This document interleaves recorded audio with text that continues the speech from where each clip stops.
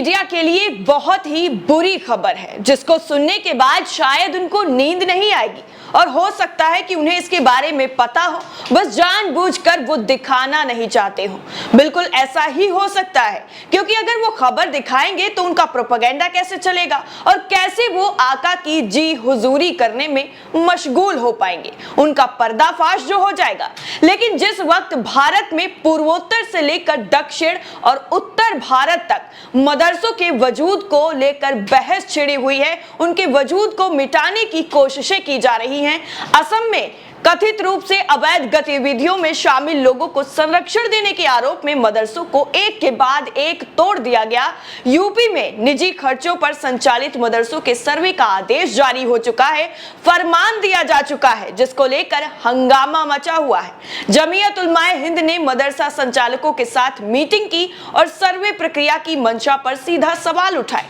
लेकिन गोदी मीडिया की वरिष्ठ एंकर रूबिका लियाकत, जिन्होंने चाटुकारिता में पीएचडी कर रखी है, जैसे गला चीर चीर कर बता रही थी कि मदरसों में तो सिर्फ और सिर्फ दीनी तालीम दी जाती है, मुख्यमंत्री के नाम का पता नहीं होता है, गणित, विज्ञान, इसके अलावा और सारी चीजें पढ़ाई ही नहीं जाती हैं, सिर्फ और सिर्फ दीनी तालीम दी जाती है, उसके अलावा सारी चीजें उनसे वंचित हो जाती हैं। ये उन्होंने तर्क दिया और खूब चिल्ला चिल्ला कर बताया कि वो सारी चीजें गलत हैं और मदरसे में जो भी पढ़ाया जा रहा है वो सब। उनकी जानकारी के लिए बता दें कि मेडिकल की प्रतिष्ठित परीक्षा national eligibility cum entrance test यानी नीट में हाफिज और मौलानाओं की सफलता ने मदरसों की बहस का रुख मोड़ दिया है और उनके चेहरों पर, उनके मुंह पर तमाचे जड़ दिए हैं, जो मदरसों को सिर्फ और सिर्फ आतंकवादियों का अड्डा बता रहे थे और कह रहे थे कि मदरसों में सिर्फ और सिर्फ आतंकवादी गतिविधियां ही बताई जाती हैं। उनको किसी भी चीज के बारे में कोई पढ़ाया ही नहीं जाता है,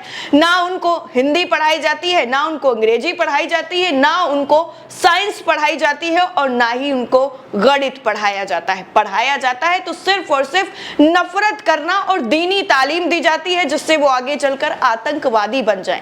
ऐसी जो है ये इन्होंने अपने तर्क दिए थे और मदरसों के ढाने पर ऐसे ढोल नगाड़े बजाकर नाचते हुए स्टूडियो में नजर आ रहे थे, जैसे ये वाकई आतंकवादियों का अड्डा हो और उसको गिरा दिया गया हो। वाकई अगर आतंकवादियों का जो अड्डा है उसको ध्वस्त किया जाता है तो सबको खुशी होती है। और हाँ, ये भी बता दें आपको कि अब जो नीट में पास किया है वो एक दो छात्रों ने पास नहीं की है परीक्षा, 1200 छात्रों ने मेडिकल की नीट एंट्रेंस एग्जाम को पास कर इतिहास बना दिया है। लेकिन ये खबर आपको अभी तक मिली नहीं होगी, हालांकि ये एक हफ्ते पहले की खबर है। एक हफ्ते पहले ही नीट का जो एग्जाम था उसका रिजल्ट आया था और उसके बाद गोदी मीडिया ने इस खबर को कैसे दबाया, लेकिन जब ये खबर सामने आई है तब हम आपको बता रहे हैं। मदरसों के लिए ये काफी ज्यादा गर्व और राहत की बात है कि उनके हाफिजे कुरान और आलिम छात्र छात्राओं ने मेडिकल की प्रतिष्ठित परीक्षा में कामयाबी हासिल की है और उन सभी लोगों को जवाब दे दिया है जो मदरसों को सिर्फ और सिर्फ संदिग्ध गतिविधियों का अड्डा बताते थे। एमबीबीएस की डिग्री हासिल करने के लिए 1200 मुस्लिम उम्मीदवारों यानी छात्रों ने प्रतिष्ठित परीक्षा को पास कर लिया है। उनमें से 500 ने अधिक अल अमीन मिशन की पश्चिम बंगाल में फैली 70 शाखाओं से हैं, यानी जो 500 से ज्यादा छात्र हैं वो पश्चिम बंगाल से आते हैं।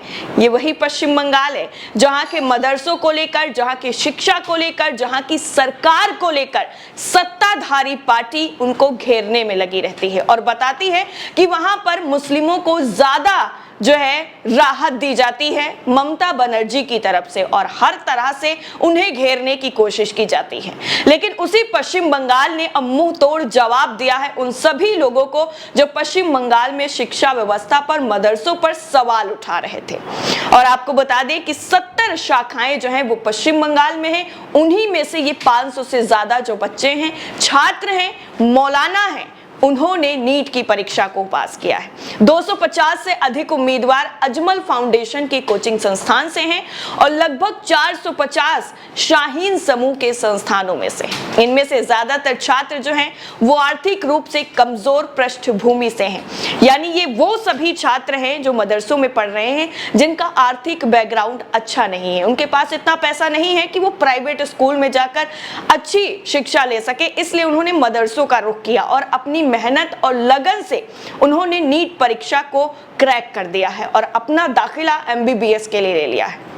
और उन लोगों को भी जवाब दे दिया है जो ये कहते हैं कि सिर्फ पैसे के दम पर ही सारी चीजें की जा सकती हैं। तो पैसा नहीं है, आपके अंदर लगन और चाहत होगी जिस चीज को पाने के लिए, तो वो आपको मिलकर रहती है। और इन लोगों के पास आपको बता दें रहने के लिए घर तक नहीं है, ये एक सर्वे में साफ हो गया है।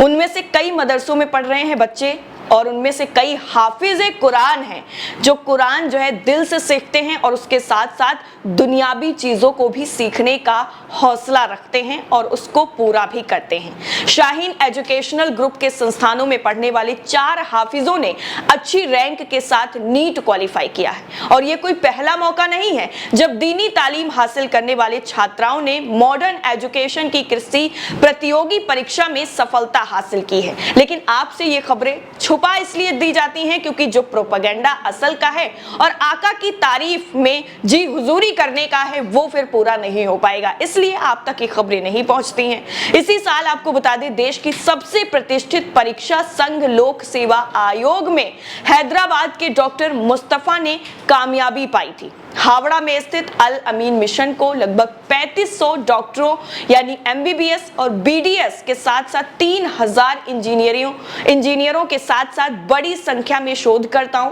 प्रशासनिक अधिकारियों, प्रशिक्षकों और प्रोफेसरों के स्नातक होने के साथ मान्यता प्राप्त हो चुकी है। इसके अलावा नूरुल इस्लाम ने संगठन जो है उसने ये बनाया है और अब पश्चिम बंगाल के 20 जिलों में 70 कोचिंग संस्थान संचालित करते हैं और उन सभी बच्चों को पढ़ाते हैं।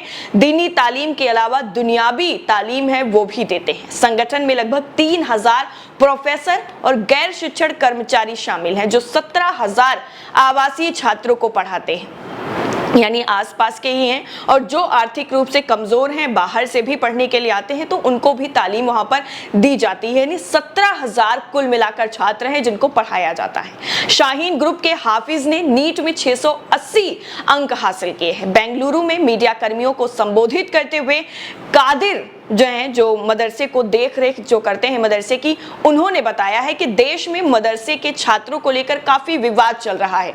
हालांकि हमारे संस्थान के माध्यम से उन्हें मुख्यधारा की शिक्षा में उजागर करके पूर्व मदरसा छात्रों से वास्तव में नीट में अच्छा प्रदर्शन किया है, यानी बाकी छात्रों से ज्यादा अच्छा प्रदर्शन जो है वो इस बार मदरसे के छात्रों ने किया है। कर्नाटक के स्कूल शिक्षा मंत्री BC नागेश ने शिक्षा की गुणवत्ता के बारे में माता पिता जो है उनकी शिकायतों के बाद मदरसों के निरीक्षण का आदेश दिया था। नागेश ने यह भी घोषणा की थी कि शिक्षा विभाग धार्मिक शिक्षा के अलावा मदरसा पाठ्यक्रम में विज्ञान और गणित जैसे विषयों को शामिल करने की योजना भी बना रहा है।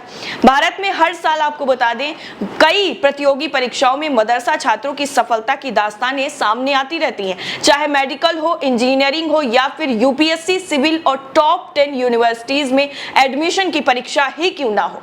कुछ ना कुछ छात्र हर परीक्षा में हर जगह अपनी जगह बनाने में कामयाब होते हैं। बेशक इनकी संख्या बेहद जो है उन चीजों में कम रही है, लेकिन उन सबको जवाब जरूर मिल गया है जो लोग मदरसे की शिक्षा प्रणाली को लेकर सवाल खड़े करते हैं। और अभी हाल ही में उत्तर प्रदेश सरकार ने मदरसों को आधुनिक शिक्षा की तरफ मोड़ने की योजना बनाई हुई है और यहाँ NCERT का सिलेबस अनिवार्य कर दिया गया है, लेकिन ज्यादातर मदरसों में उस स्तर की शिक्षा का जो ढांचा है वो तैयार नहीं हो रहा है जैसे इन परीक्षाओं में छात्रों की संख्या ज्यादा नजर आए, जैसे कि इस बार नीट में नजर आई है। यानी सरकार जो बना रही है ढांचा, उससे सिर्फ और सिर्फ डेटा कलेक्ट हो रहा है, उससे उसकी शिक्षा जो प्रणाली है उसमें कोई सुधार नहीं हो पा रहा है। उत्तर प्रदेश सरकार ने जो कहा है कि हम आधुनिक शिक्षा से मदरसों को जोड़ेंगे और उनको मॉडर्न जो टेक्नोलॉजी है उससे रूबरू करवाएंगे, लेकिन ऐसा मुमकिन हो नहीं पा रहा है क्योंकि जिस तरीके की मुश्किलें सामने आ रही हैं और अलग अलग तरीके के तर्क दिए दिए जा रहे हैं सरकार की तरफ से, उससे मदरसा जो संचालित करते हैं वो लोग पूरी तरीके से